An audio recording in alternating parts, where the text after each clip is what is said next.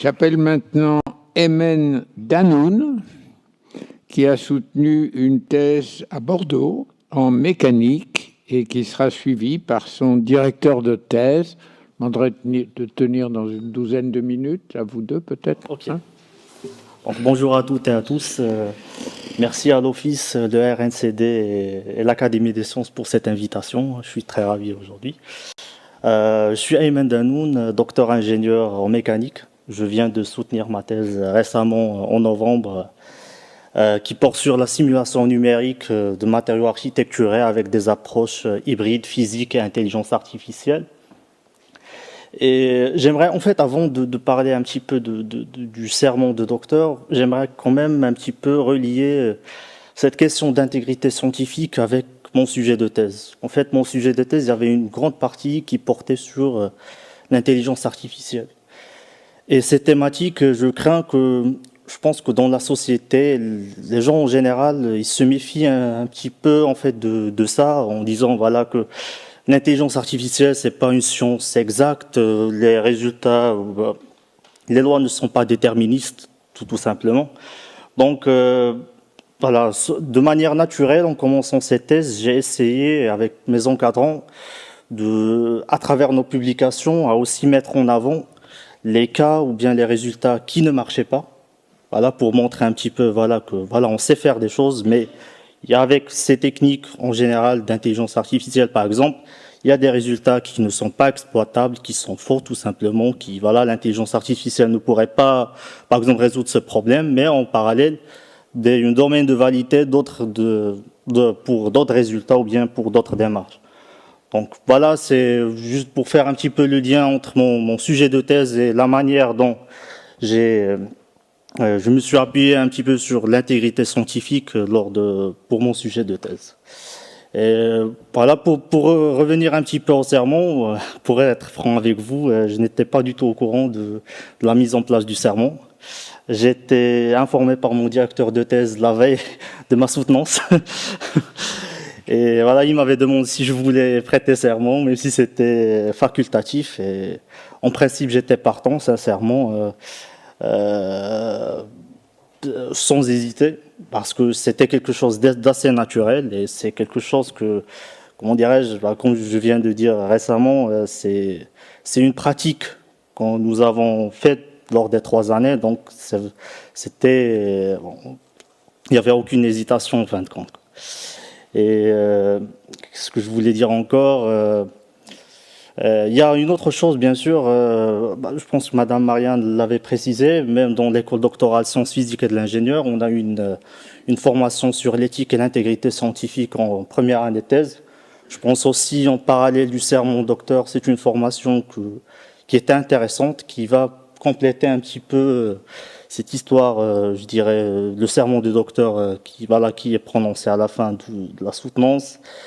Et voilà, et bon, pour moi, en fait, pour le sermon, en retour d'expérience, je l'avais prononcé à la fin de ma soutenance après délibération du jury. C'était un moment sympathique, très apprécié de la part des enseignants-chercheurs et doctorants qui étaient présents à la soutenance. J'ai même reçu pas mal de... Bon, j'ai reçu quand même, j'avais l'occasion de discuter un petit peu avec les doctorants qui étaient présents et j'estime en fait qu'ils étaient, je dirais tous, je dirais partants et motivés, je dirais pour prêter serment. Donc je pense que c'est un point qui est très positif. Et même ma famille aussi, ils étaient un petit peu émus. Il y a mes parents qui m'ont demandé, ils étaient pas...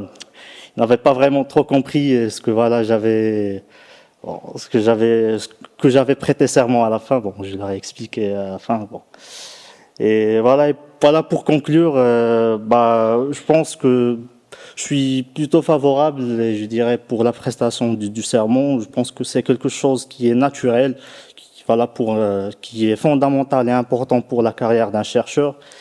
Et personnellement, je trouve que cette question d'intégrité scientifique, ça devrait être, je dirais, la boussole qui guide un petit peu en fait la carrière d'un chercheur en général. C'est tout ce que j'ai à dire et je vous remercie. Merci beaucoup. Monsieur Chemiski.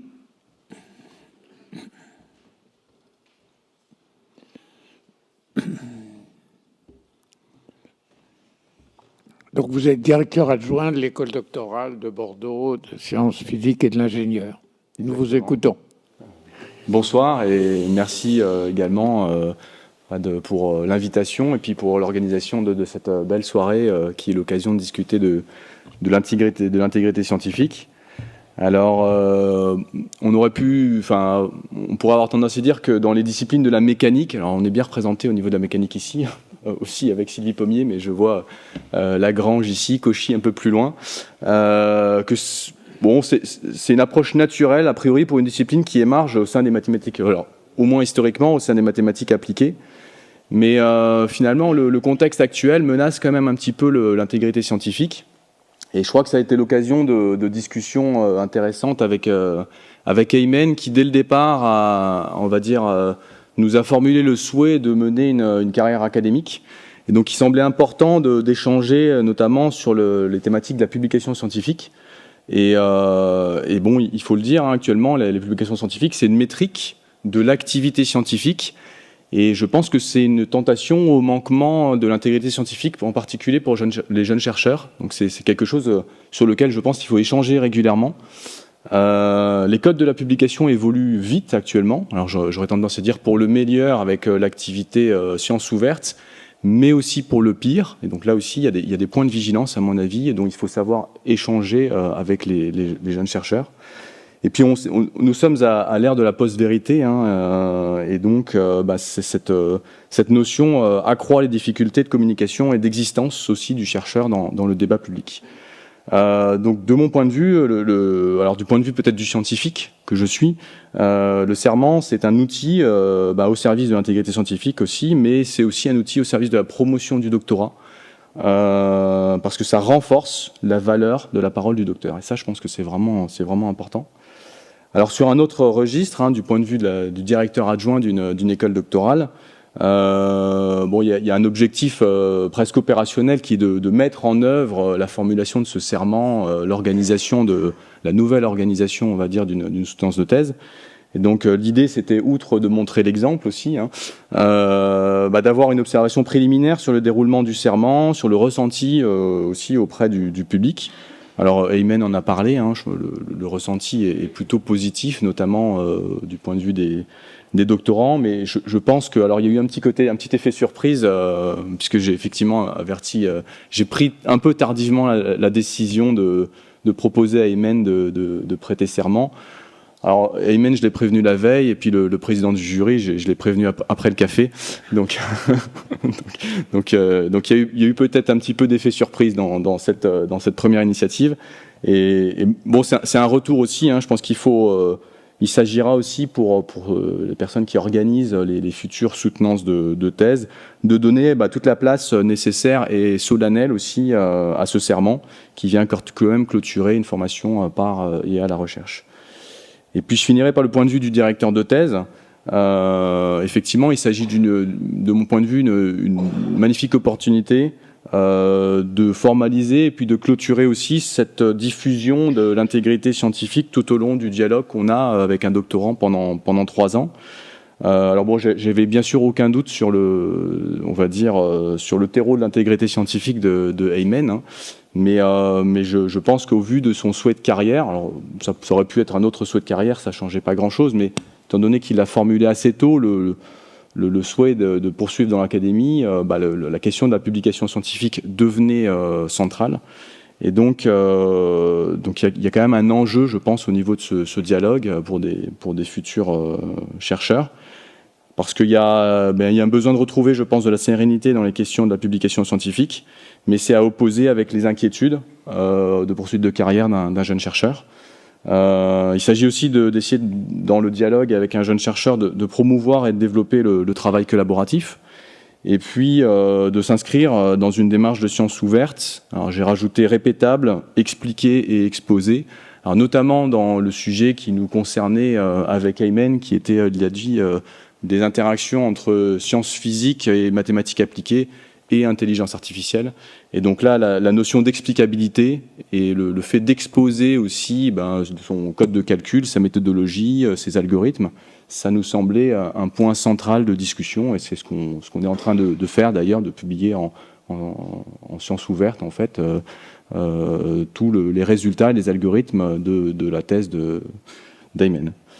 Voilà, alors en conclusion, je formule le souhait que ce serment il puisse aider à initier et continuer d'entretenir des échanges soutenus et passionnants entre l'équipe d'encadrement et un doctorant. Et puis, j'espère que ce serment va permettre aussi d'équiper le jeune chercheur, puis aussi le moins jeune chercheur également, dans son travail de communication, notamment dans l'espace public.